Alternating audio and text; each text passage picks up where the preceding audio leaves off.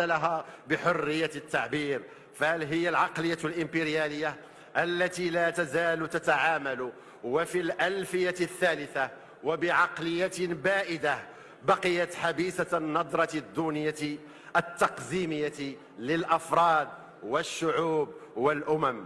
وقبل الختام أجد نفسي مضطرا إلى تصحيح بعض المفاهيم، لكن قبل ذلك نود التعبير عن امتعاضنا الشديد كوفد مغربي عن برلمان المملكة المغربية بغرفتيه، واحتجاجنا الأشد لدى السيد الأمين العام للاتحاد عقب كلام صادر عن سيدة البرلمان الأنديني يمس بالوحدة الترابية لبلد عضو ومؤسس للاتحاد وأثناء فعاليات وأشغال الاتحاد.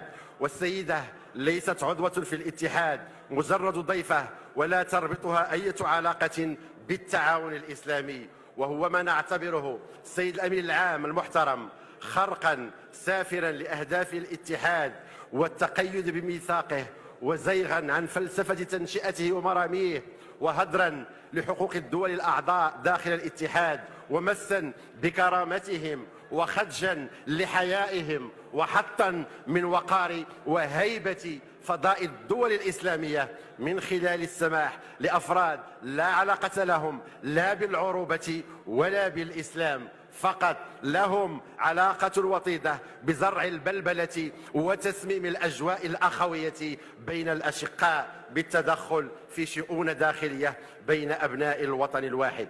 ونهيب بالسيد الأمين العام بالسهر على عدم تكرار هذا السلوك والعمل على سحبه من تقارير اتحاد مجالس الدول الأعضاء من منظمة التعاون الإسلامي.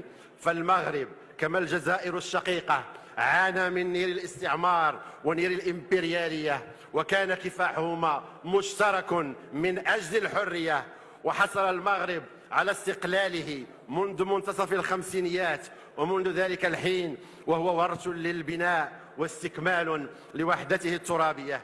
لذلك وجب التمييز لمن اختلطت عليه المفاهيم بين المستعمر المعمر الطامع في الأرض والمجزئ لها وصاحب الأرض الذي يسعى للذود عنها والحفاظ على إرث الأجداد من خلالها. ولإخواني في الجزائر الشقيقة أقول: هل كان لا بد للسماح بتعكير هذا الجو الأخوي لبلد جار وأخ شقيق يحل ضيفا بين إخوانه وأخواته بعد حفاوة اللقاء وحرارة العناق وكرم الضيافة؟ لا أعتقد أخوتي أن ذلك كان ضروريا. وسأستعير تعبير للسيد النائب المحترم يوسف الرحمنية عن المجلس الشعبي الوطني لما قال خلال اجتماع للجنة السياسية عقب حديث بين الأشقاء: هنيونا. وهو تعبير دارج في المغرب أيضا، وأنا بدوري وسيرا على قول السيد النائب المحترم أقول لكم رجاء ثم رجاء باسم العروبة والأخوة والأمازيغية والإسلام: هنيونا. وسأختم برائعة الراحل الجزائري بحمان الحراشي رائد الفن الشعبي العاصمي، وهو يقول: سعفني ونسعفك، قدرني ونقدرك، عهدني ونعهدك، ما تسبقني للعار، والله يخلينا احباب طول الدهر والايام، والله ينجينا من العيوب والجار حبيب الجار. كل متمنياتي بالنجاح لاشغال المؤتمر. شكرا.